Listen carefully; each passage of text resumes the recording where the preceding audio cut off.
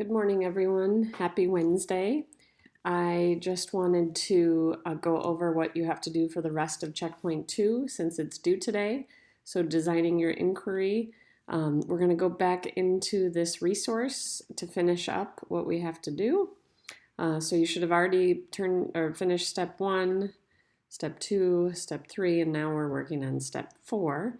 So now you're going to produce questions that you could use for this project. So you're going to kind of in your head brainstorm and think of as many questions as you can. Don't stop to discuss it or judge your question or even try and answer your questions. Just maybe on a side sheet of paper, write down every question, how you want it stated. If you have statements that you're interested, you can change those into a question. And then what you have to do here is actually come up with 2 open-ended questions, and they have to be, now these are the ones that have to be about medieval history. So if you're interested in the law from Roman times, maybe your open-ended question could be, in the Roman Empire, what changes did they make to the law? And then you would have a supporting question number 1 and a supporting question number 2, which would help you focus. So maybe did Roman law become more democratic? And that would be something that would be a change, or what's another change you could think of that maybe they made. And then that could be your second supporting question. And then you have to come up with another topic that you would be interested in and do 2 supporting questions. And you type all of that in this chart right here. When you finish that, you need to ask someone in your household, someone older than you, if they could look at your 2 options and give you their feedback. So which one they think is more compelling and why. And then you have to say if you agree with them.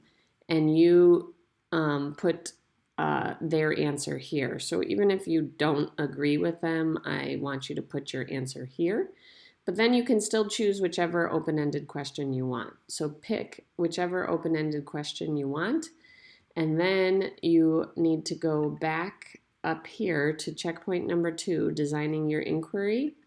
And all you have to do to be able to turn this checkpoint in is come up with what is your final question that you're going to ask for this project.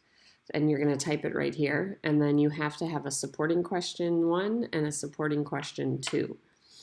You can think of this, if you remember when we did argumentative claim, you had your claim, your main claim, and it had to have 2 reasons. So you want to change those things into questions, right? So main question, and then a main question that might answer what one reason is, and a main question that might answer what the other reason is. And then once you've done this, you turn it in. Please remember to turn in checkpoint 2 before you go to bed tonight, and make sure that you check for my feedback. I will be, if I marked it red, it means probably that you have to change your question, that maybe you didn't pick something from medieval history, or maybe the topic isn't appropriate. If you get a yellow, that might just mean maybe you have to fix some of your supporting questions.